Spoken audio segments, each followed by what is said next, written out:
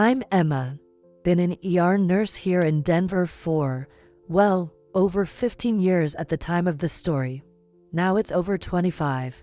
You know, people often ask me, Emma, after everything you've seen, does anything still get to you? I usually smile and tell them, you grow a thick skin in the ER. You have to. There's no other way. But sometimes there's a patient, a night, a shift that stays with you. No matter how long you've been doing this, no matter how many times you've told yourself, it's just the job. And there's one night I've never been able to shake. One little boy. I still remember the weight in my chest walking out of that ER at sunrise. I still remember sitting in my car, hands shaking on the wheel, tears coming before I could even start the engine. Funny thing, I've seen all kinds of trauma in that place. Denver's a big city. Nights in the ER, they don't slow down. Accidents, overdoses, fights, things you wish you could unsee. And after a while, you learn to manage it. You compartmentalize. You clock out, you go home, you hug your kids, you live your life. But some nights, they stay with you. Some faces, they stay with you. This happened years ago, but even now, when I walk past the trauma bay, when I hear certain sounds, I can feel it all over again. You know, sometimes the worst moments don't happen at 2 a.m. in the middle of chaos. Sometimes they happen in the quiet after, when the adrenaline is gone and all that's left is the empty room and you. And that's the story I want to tell you today. Not because it's easy to tell, believe me, it's not. But because I think people don't always know what really happens in an ER at night. What it costs. What it feels like to carry certain moments with you for years. So, before we go any further, if this kind of story speaks to you, if you've ever wondered what it's really like behind those doors, go ahead and hit that like button. Maybe leave a comment below. Tell me if you've ever had a night you couldn't forget. And if you want to hear more, you know what to do. Subscribe. It means more than you know. Alright, let me take you back. One night, late October. A shift like any other, or so I thought. The pager went off around midnight. Trauma coming in. I grabbed my gloves, headed to the bay. We get traumas all the time. You don't think too much, you just move.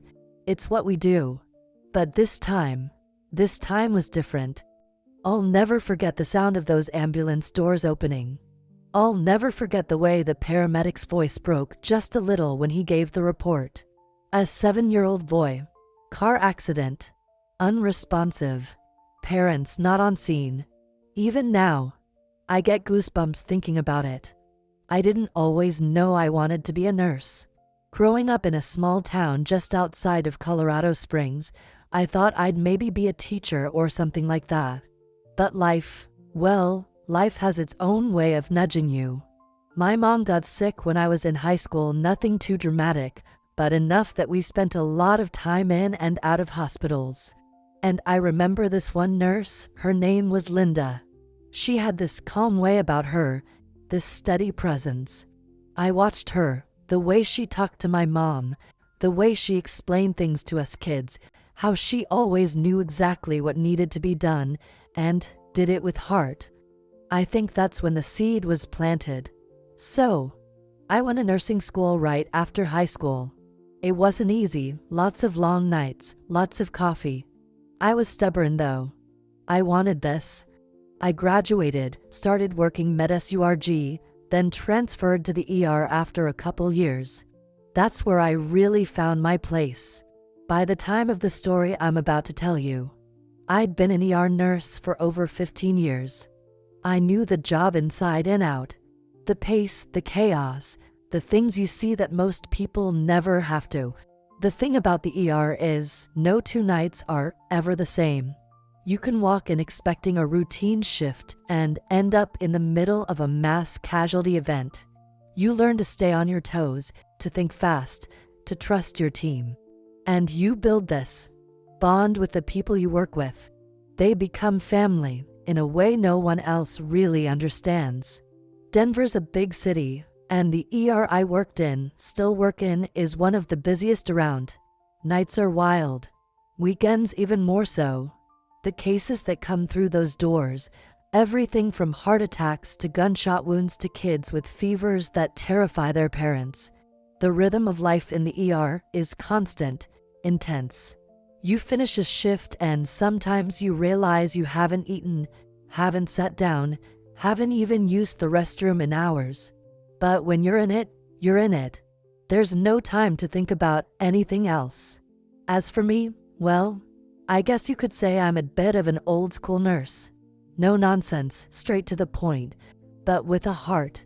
You have to be tough in this job, but you also have to care. Patients can feel that. And even after all these years, even after everything I've seen, I still care. Maybe too much sometimes. I was 38 the night this story happened. Married, 2 kids, my daughter was 7 at the time, same age as the boy in this story. That's part of what made it so hard. You tell yourself not to personalize, they drill that into you in training, but sometimes it just happens. You can't help it. The people I worked with that night, some of the best.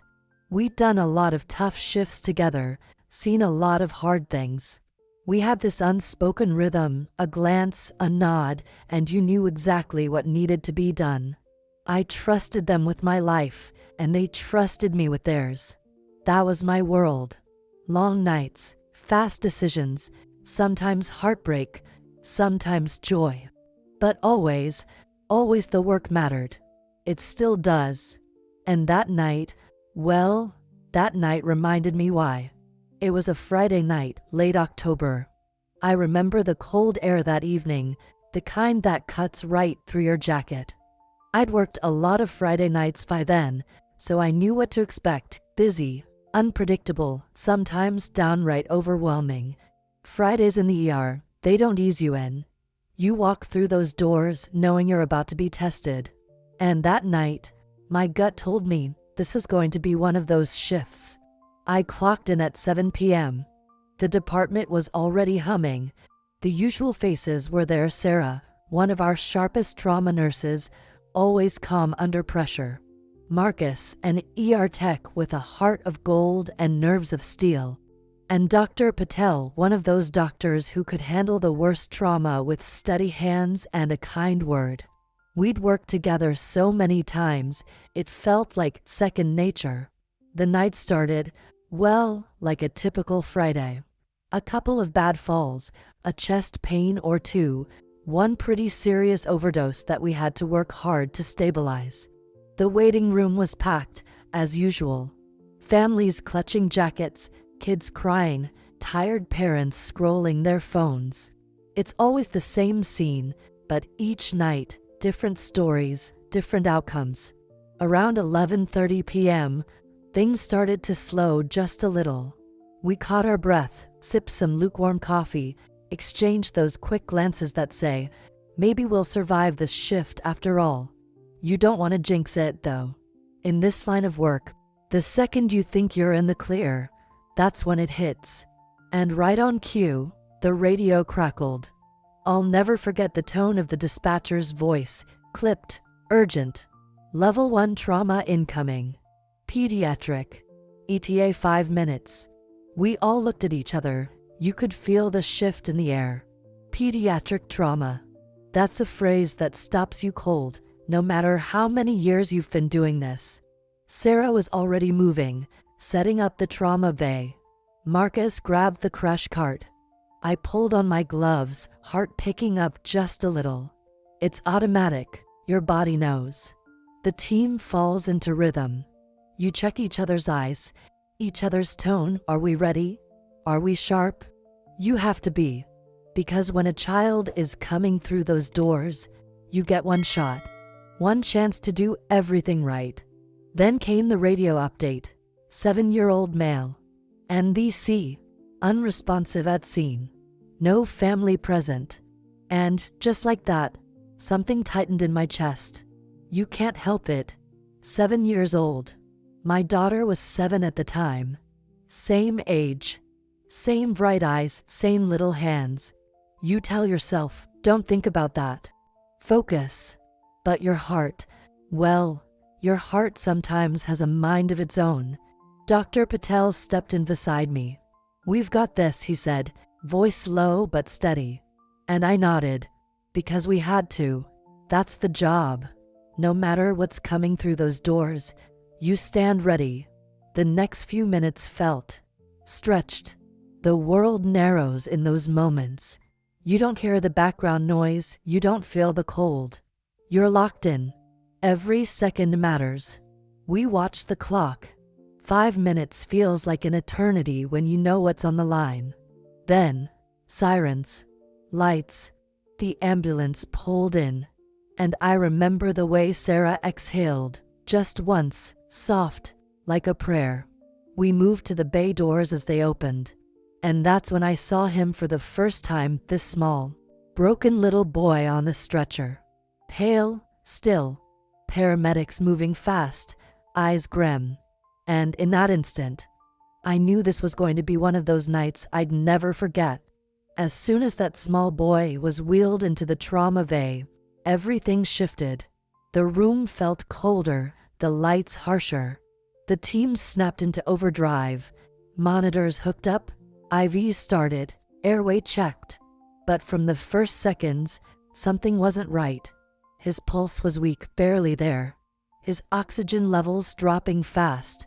We ran through the protocols we knew by heart, but the numbers weren't cooperating.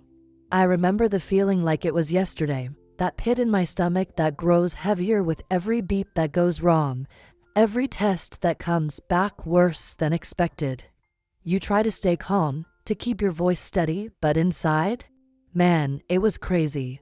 Dr. Patel barked out orders: intubate, fluids, prepare for blood transfusion.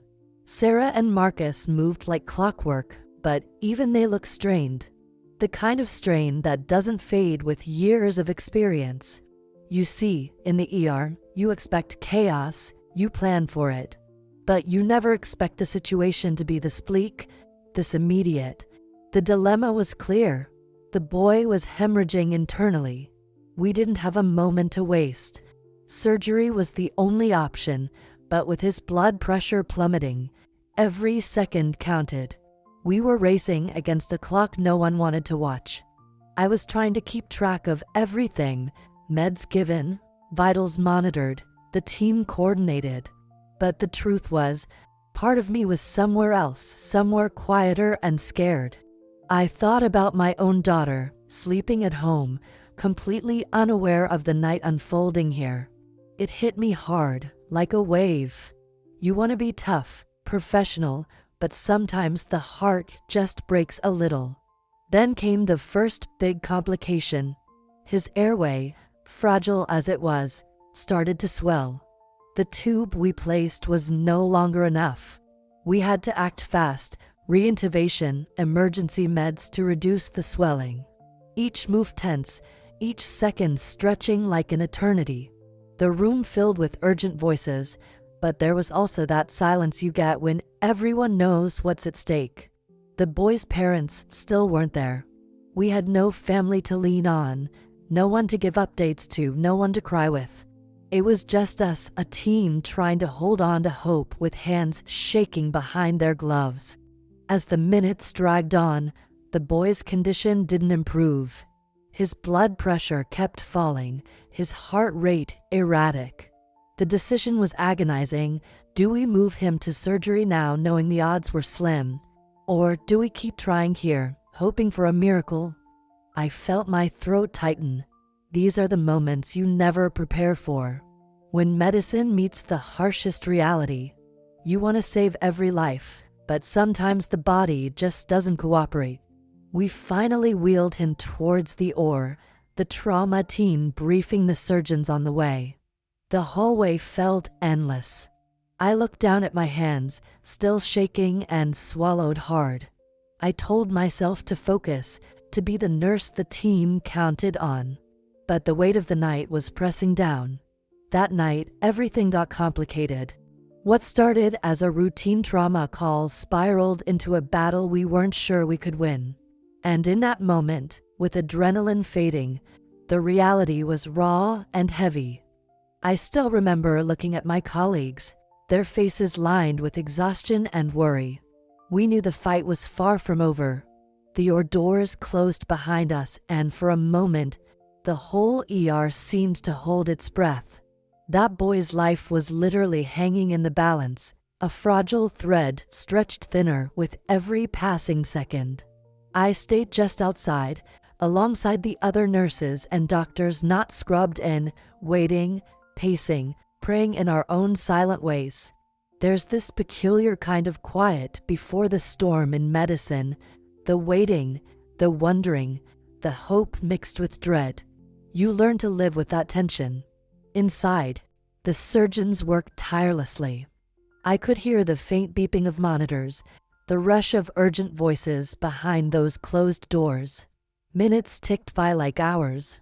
My hands clenched and unclenched, my mind racing but somehow stuck. You want to believe, you have to believe, but the truth is, sometimes you don't know what's coming until it hits you full force. And then it happened. The anesthesiologist stepped out, his face grave but controlled. He looked at all of us, and you could feel the weight in that moment. "We did everything we could," he said softly. The words hit me like a punch. That phrase, "everything we could," it's a line you never want to hear, but sometimes you have to accept. I remember stepping back, the tears threatening to spill but fighting them off. I was the one who'd held that boy's small hand just hours before, trying to comfort him, telling him to stay with us. And now, there was this silence that spoke volumes. The team gathered, and for a moment, the professional masks slipped. There were shared looks of heartbreak, sorrow, and quiet understanding. We all carry the scars of nights like this. Walking back to the trauma bay, I felt numb. The boy's parents still hadn't arrived, and we were left to prepare the room, cleaning, restocking, but also bracing for the hardest conversation we'd have to give. I thought about my own daughter again, tucked in at home, safe and sound. It felt unbearably cruel, this stark contrast between the life I knew and the fragile one we'd lost tonight. That night, tears came in the quiet after the chaos. I found a moment alone in the break room, and I let myself feel it, the weight, the grief, the helplessness. I'd been through so much in my career, but this one cut deeper. You learn to be strong for your patients, for your team.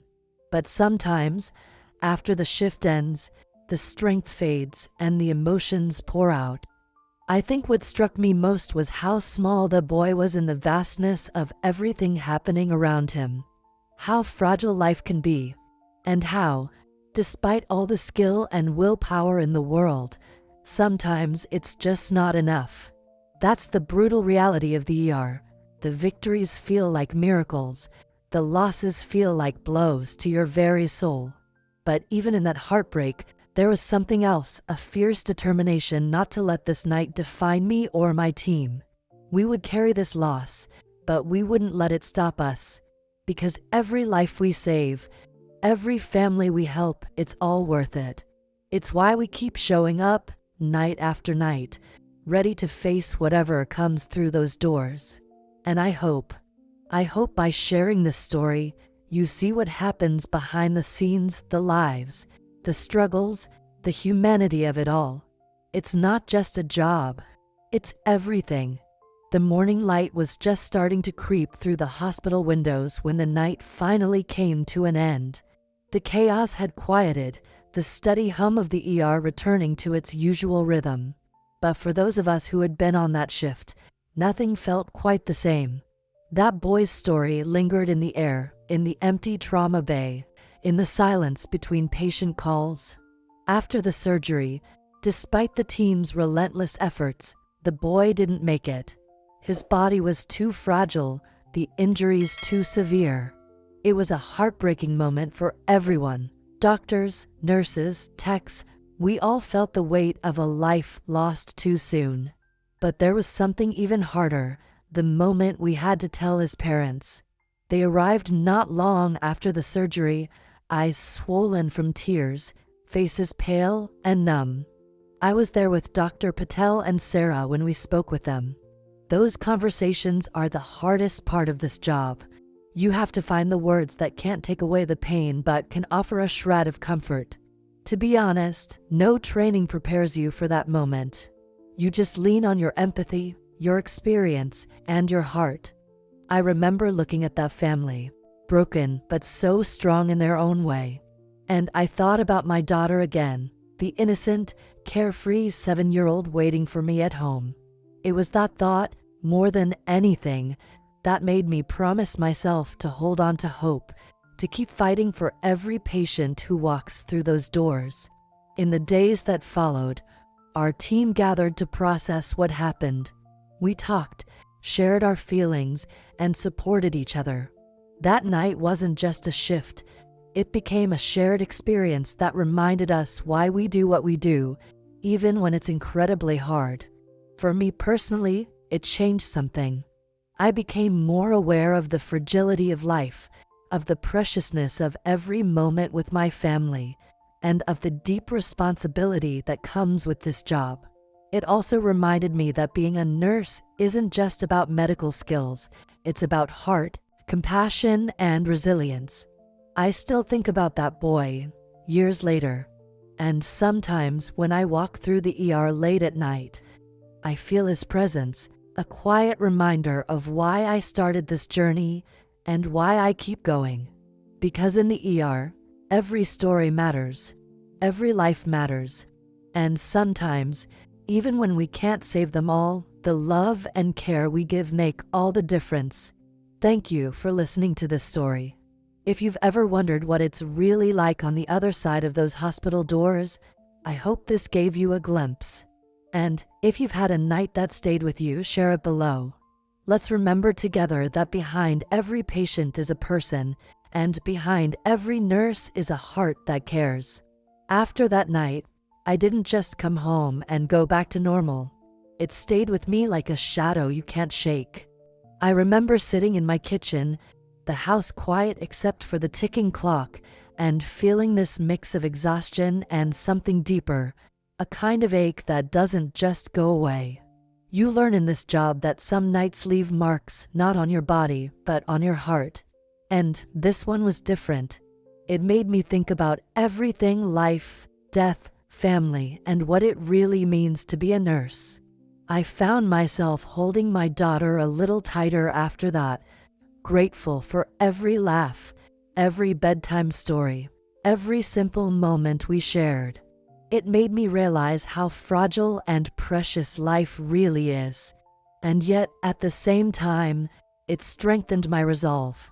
Because if there's one thing the ER teaches you, it's that hope can exist even in the darkest moments. You have to hold on to it, for your patients, for your family, and for yourself. I also understood better than ever that being a nurse is more than just medical skills. It's about compassion, resilience, and the courage to face things no one else can. It's about carrying the weight of loss and still showing up the next day. And yes, some days are harder than others. But this job, with all its heartbreak and triumph, is my calling. That night changed me, but it didn't break me. It reminded me why I do what I do. And every time I walk through those ER doors, I carry that boy's memory with me. A quiet reminder to never take a single moment for granted. If there's one thing I learned from that night, it's this: you never really know how much strength you have until you're pushed to your limits. Being an ER nurse means facing life and death in a way most people never will. It's messy, it's heartbreaking, and sometimes it's just downright unfair. But it also shows you what it means to be human, the raw, unfiltered moments where hope and loss live side by side. That boy's story reminded me that even when we can't save everyone, our care still matters. The compassion we offer, the effort we give, the way we hold space for families in their darkest moments, that's what counts. It's not just about the medicine or the procedures. It's about being there, fully present, even when it hurts. I also learned that it's okay to feel the pain, to let it in and process it. For a long time, I thought I had to be strong all the time, to push the feelings aside and just keep going. But real strength comes from acknowledging your emotions, from giving yourself permission to grieve and heal. That's what makes you better at this job and at life. So yes, the ER is tough, but it's also a place where resilience is built, where courage is every day, and where moments of connection shine brightest. That night will always stay with me, but it also became a part of why I continue this work, to fight for every life, to honor every story, and to never forget the heart behind the uniform. After that night, the story of the little boy quietly became part of our team's shared memory, not in a flashy way, but as a solemn reminder of the stakes we face every time we clock in. It wasn't something we talked about often, but whenever his case came up, there was a pause, a moment of respect. You could see it in the eyes of my colleagues, that mix of sorrow and determination. For me personally, that night didn't just fade away. It shaped how I approached my work from then on. I became even more attentive to the small details, more patient with families, more deliberate in my care. I realized that every moment counts, not just the big dramatic ones, but the quiet ones too. The gentle touch, the kind word, the time spent really listening. That's what stays with people. I also found myself leaning more on my team. We've all seen difficult nights, but sharing the weight makes it easier to carry. We developed a stronger bond after that, supporting each other, checking in, knowing when to offer a quiet shoulder or a simple nod of understanding. It's a family in the truest sense, forged by the challenges we faced together. In the years that followed, I did encounter other tough cases, other heartbreaking losses. That's part of the job. You face it head on, learn from it, and keep moving forward. But that night with the boy always held a special place in my heart. It was a turning point, a moment that deepened my respect for the fragility of life and the power of compassion. Even now, decades later, when I walk through the ER halls or train younger nurses, I tell them quietly, every patient is a story, every life matters, and I remind them to carry those stories with care and heart, because in this job, those stories become a part of you. They shape who you are as a nurse and as a person. That night didn't break me, it made me stronger, more compassionate, and more determined to do the best I can every single day. Thanks for sticking with me through this story. Sharing something so personal isn't always easy, but I believe it's important to show the real side of what happens behind those hospital doors. The lives we touch, the challenges we face, and the heartbreaks we carry. It's not just a job, it's a part of who I am. I hope this story gave you a glimpse into the world of emergency nursing, the moments of hope, the moments of loss, and everything in between. And maybe it made you think about the people who care for us in those critical times, often without recognition, often carrying their own stories of pain and resilience. Before we go, here's something I want you to consider, and it's a question I don't ask lightly.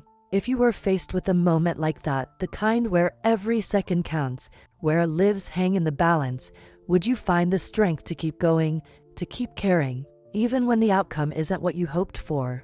It's not an easy question, and honestly, it's one I've wrestled with more times than I can count. But I believe that in those moments, what matters most is not perfection or always winning the fight. It's the courage to show up, to hold on, and to never lose your heart. So, I'd love to hear from you. Have you ever faced a moment that tested you beyond what you thought possible? How did it change you? Drop your thoughts in the comments below. Let's talk about those hard, real moments. Because sometimes, sharing our stories is the strongest thing we can do. And if you want to hear more from someone who's seen it all and still shows up every night, don't forget to subscribe. Thanks again for listening. Take care of yourselves and each other.